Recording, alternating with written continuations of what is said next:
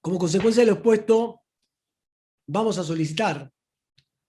el decomiso de los instrumentos y también de las ganancias que han sido producto o provecho del delito en virtud de los cuales se solicita la condena de los imputados, de conformidad con lo establecido en el artículo 23 del Código Penal y el artículo 522 del Código Procesal Penal de la Nación.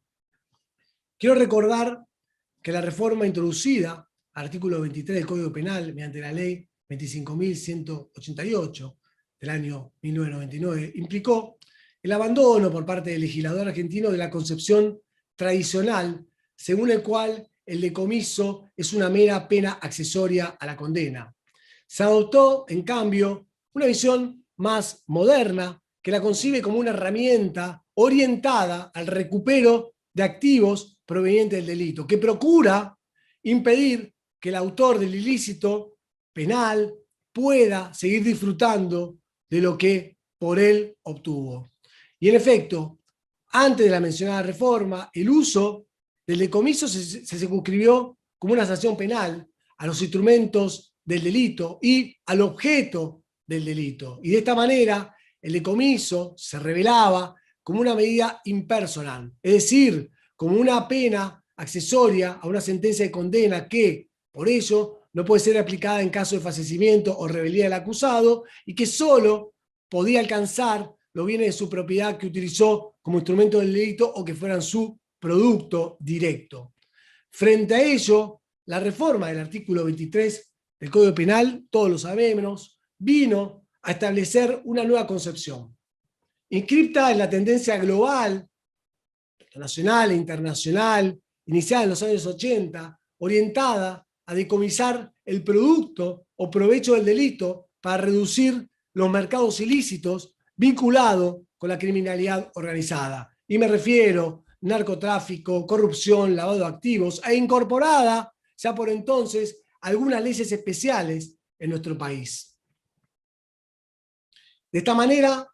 el artículo 23 del Código Penal prevé, en todos los casos en que recayese condena por delitos previstos en este código o en leyes penales especiales, la misma decidirá el decomiso de las cosas que han servido para cometer el hecho y las cosas o ganancias que son el producto o el provecho del delito, en favor del Estado Nacional, de las provincias, de los municipios, salvo los derechos de restitución o indemnización del damnificado y de terceros. Por otro lado, con el mismo objetivo de privar al autor del hecho de las ganancias del delito, la reforma del artículo 23 incorporó la posibilidad de que el decomiso se pronuncie contra terceros no legitimados en el proceso, personas de existencia ideal que se hayan beneficiado del producto o del provecho del delito cometido por sus órganos, miembros o administradores, terceros que se hayan beneficiado del producto o provecho del delito a título gratuito. Y de este modo, tal como lo ha reconocido la jurisprudencia, el carácter personal que tuvo históricamente el decomiso en nuestro derecho, una sanción dirigida directamente al condenado, comienza a alcanzar algunos caracteres sobre la cosa, atendiendo justamente al origen de los bienes. El fundamento que inspiró esta reforma parece ser bastante claro, ¿no? La idea de anular el provecho que generan los hechos ilícitos, aun cuando tal provecho beneficia a personas que no participaron en estos. Por esto,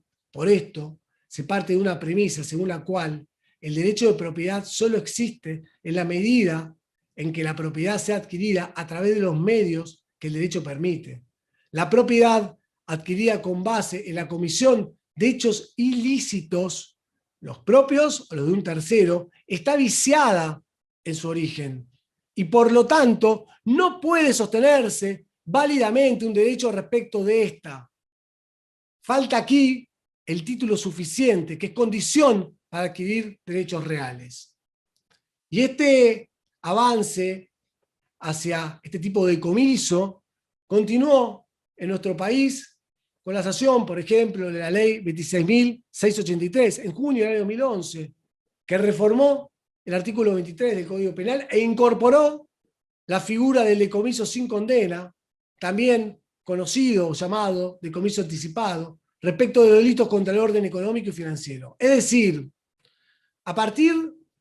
de la reforma del año 99 y mucho más, a partir de la reforma del año 2011, el sistema penal argentino incorporó, digamos, en forma categórica, decomisos de carácter de la cosa, y en los que los bienes sujetos a decomiso tienen una relación específica con el delito. Son instrumentos, efectos o el provecho obtenido, con independencia de que se encuentren en poder del imputado o de terceros, salvo cuando estos son de buena fe y lo adquirieron a título oneroso.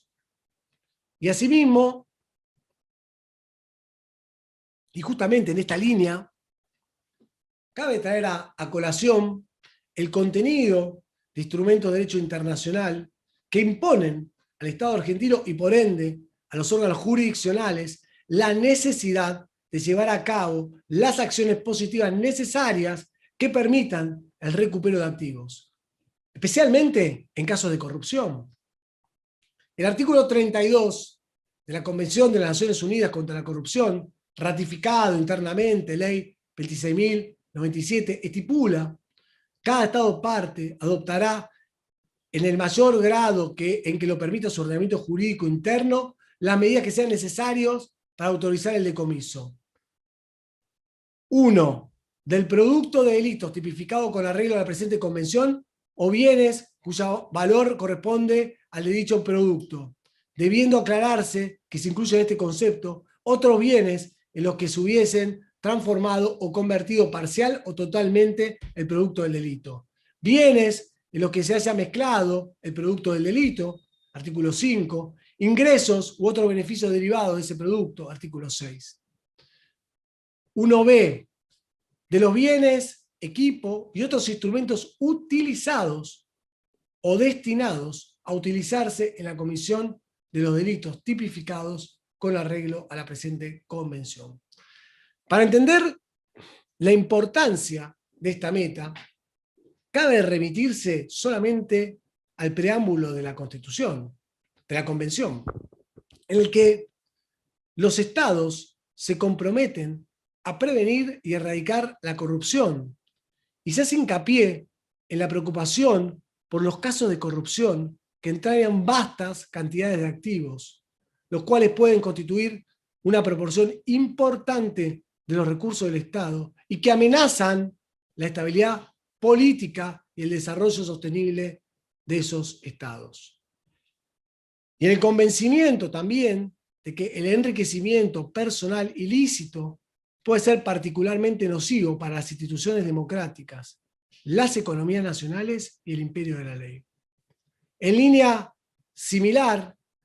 el artículo 15 de la Convención Interamericana contra la Corrupción, también ratificado internamente, ley 24.759, también impone la obligación de los estados parte de lograr el decomiso de bienes o derivados de la comisión de hechos de corrupción, de los bienes utilizados en dicha comisión o del producto de dichos bienes. Y sobre la base de lo que estamos mencionando, vamos a peticionar entonces, según los argumentos expresados, al determinarse el monto del perjuicio de la defraudación que se realizó en perjuicio del Estado, que se proceda al decomiso de la suma que mencionó el doctor Mola, 5.321.049.272,42 centavos. Esa suma es la que vamos a solicitar que se decomise. Ese monto dolarizado con un dólar promedio equivale a casi $1.000 millones. Vamos a solicitar también la actualización de este monto.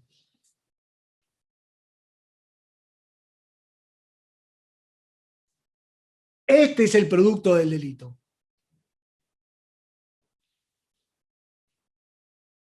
Y este producto del delito, que oportunamente deberá efectivizarse sobre el dinero y los bienes que se encuentren cautelados en la medida que sean suficientes para alcanzar este importe.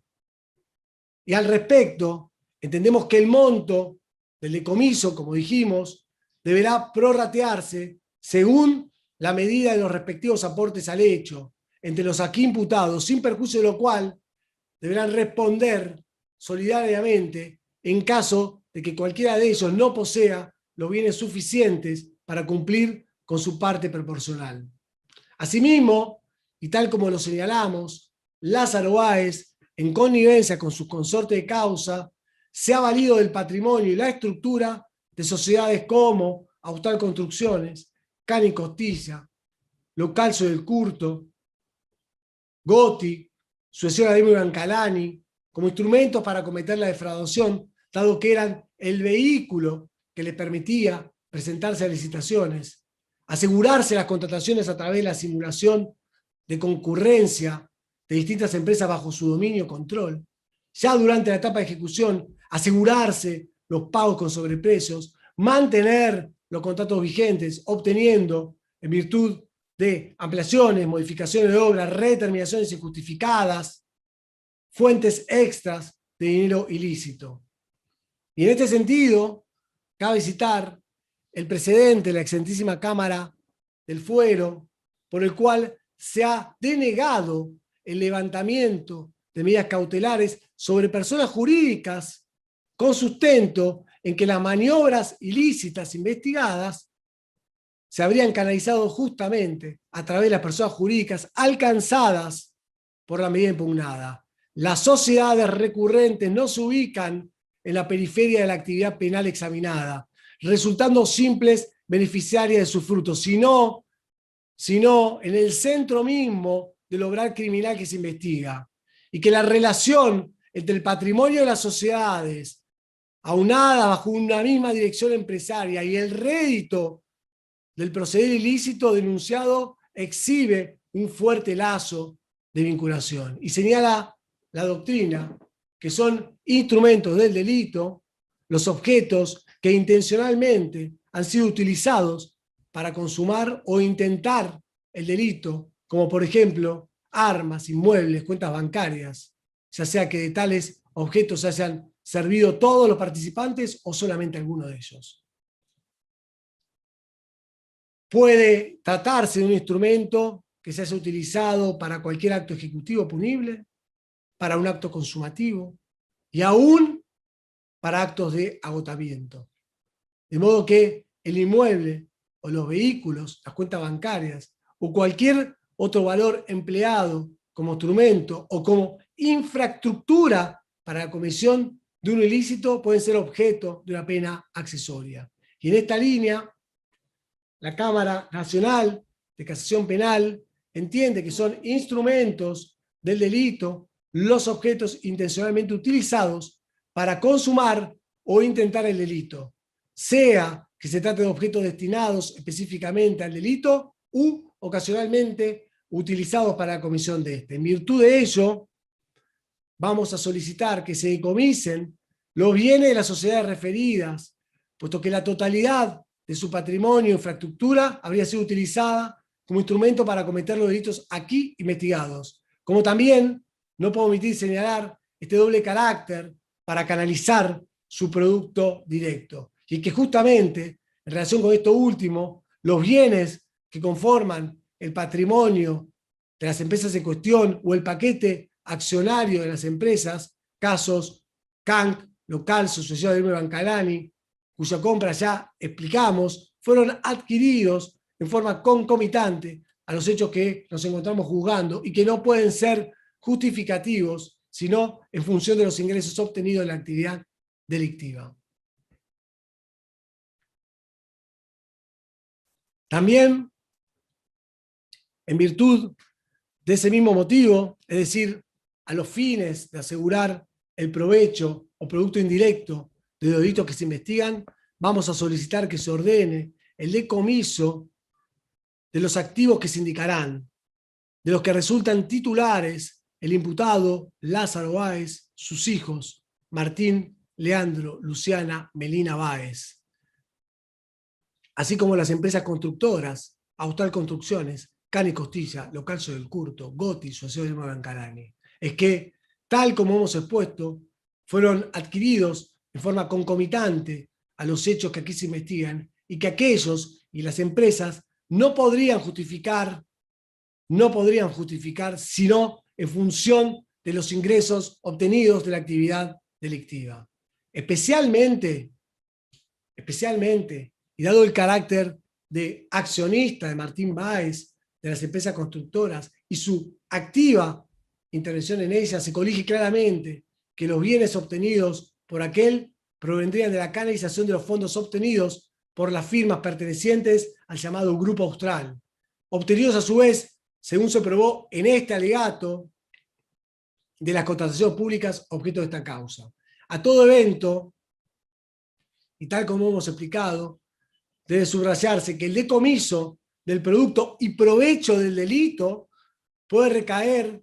sobre elementos por los cuales éste haya sido reemplazado, sustituido o transformado total o parcialmente, así como respecto de los ingresos u otros beneficios derivados de dicho producto o de su transformación, tal como lo reconociera la jurisprudencia. Los activos cuya cautela se solicita en suma son los siguientes: la estancia Cruz Aique, adquirida por Austral Construcciones; la estancia La Verdadera Argentina, adquirida por Martín Báez; estancia El Rincón, adquirida por Luciana Báez; estancia La Santafesina, adquirida por Lázaro Báez; estancia El Campamento, adquirida por Austral Construcciones; estancia Los Baguales, adquirida por Leandro Báez; estancia Manantial Alto, estancia La Porteña, estancia Río Bote, adquirido por Marcelo Saldivia, por Austral Construcciones; estancia Río Only, adquirida por Martín Báez; estancia Laguna Asador, adquirida por Jacobs, por Austral Construcciones; estancia Los Gurises, adquirida por Lázaro Báez, Gurises. Asimismo, de acuerdo a la tasación de bienes efectuada por el Tribunal de Tasación de la Nación en la causa 3017, al que hemos hecho referencia, habremos de solicitar el decomiso de los bienes así identificados, adquiridos por las empresas constructoras utilizadas para desarrollar la maniobra ilícita objeto de esta causa, o por Lázaro, Martín, Leandro, Luciana o Melina Báez. A todos ellos hemos hecho referencia en este alegato. Pero claro, cuando uno solicita el decomiso de los bienes, es necesario establecer el destino de estas sumas o bienes que eventualmente van a ser decomisados. Y esta parte desea dejar sentado desde ya que, de acuerdo a la índole de los delitos que se cometieron, entendemos de extrema importancia asegurar que tal destino cumpla una real función social. Tal como lo hemos mencionado, los actos de corrupción tienen consecuencias patrimoniales directas, tangibles, a las que hemos hecho referencia en este alegato, pero también, acaso de manera menos tangible, afectan seriamente el funcionamiento y la credibilidad de los sistemas democráticos. Debilitan la legitimidad del sistema político en un todo. Y eso se debe a que la actividad administrativa, en el caso particular de las contrataciones públicas destinadas a la realización de obras públicas, de vital relevancia para su fin económico y social, como es el caso de las obras públicas viales, permite el cumplimiento de los cometidos estatales que, como fin último, puede resumirse en procurar siempre el bien común. Por tal motivo, la sociedad toda invierte dinero mediante el pago de sus impuestos para la obtención de tales metas. La sociedad, al elegir sus representantes, alberga la esperanza de que la actividad y los resultados de la actividad administrativa sean de calidad, que mejoren su condición de vida. Y en razón de esto, anticipamos, tal como ya lo hemos mencionado, al evidenciarse un acto de corrupción mediante el cual se afecta el dinero de los ciudadanos, se desarrolla como consecuencia inmediata una actitud de desconfianza contra los gobernantes, el sistema administrativo, el Estado, y lo que es peor, el sistema democrático en sí mismo. Y es por eso, en definitiva, esta desconfianza viene dada porque, en definitiva, se bloquea la posibilidad de que esos fondos sean empleados para fines nobles. Dicho con otras palabras, obliga a recortes de las políticas públicas más características del Estado, como lo son la educación, la salud, la vivienda, el trabajo, los servicios sociales, y todo lo cual, sin lugar a dudas,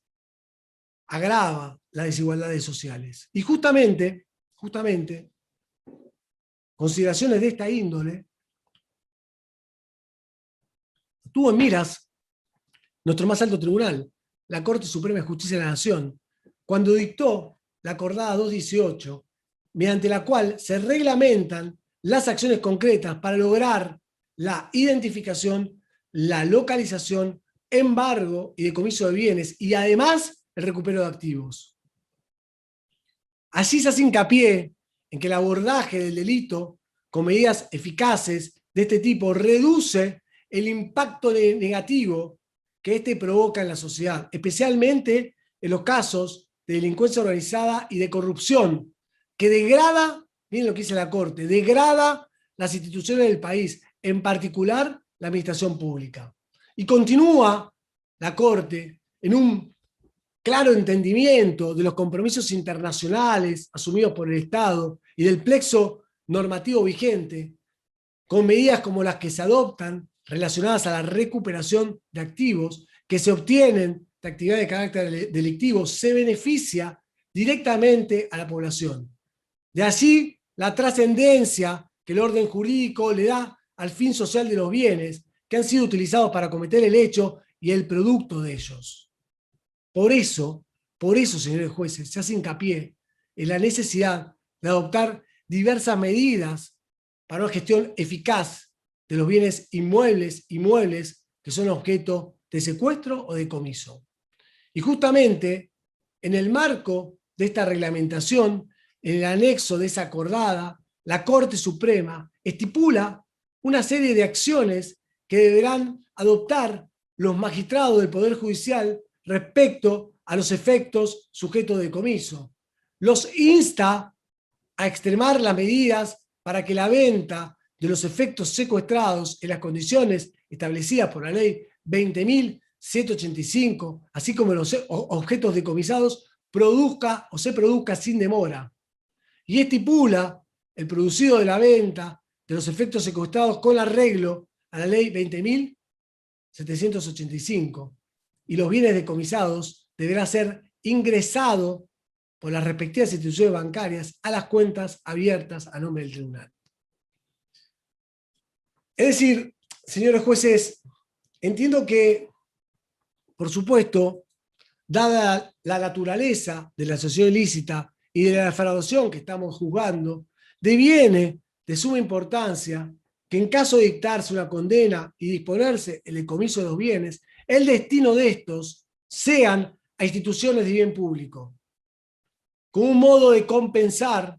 o intentar reparar el grave desequilibrio ocasionado por la comisión de estos delitos. Y de esta manera, para la oportunidad en que se sustancie el correspondiente incidente de decomiso y se actualicen, por supuesto, los montos, esta parte deja ya asentado que requerirá que las sumas correspondientes se mantengan en una cuenta a la orden de vuestro tribunal y que, previa vista a esta parte, se le otorgue un destino de utilidad pública, sea cubrir necesidades sanitarias, educativas, infraestructura, vivienda, por mencionar algunos ámbitos que, como todos saben, requieren de asistencia y modernización inmediata. Esto con el fin de que la ciudadanía se beneficie directamente con el provecho del delito. Solicitamos que se mantengan entonces las medidas cautelares oportunamente dictadas, hasta tanto la sentencia que oportunamente dicte se encuentre firme y de resultar condenatoria se forme el correspondiente incidente de decomiso con la finalidad de sustanciar el pedido realizado por esta parte. Finalmente, quiero referirme a algunas cuestiones que hemos analizado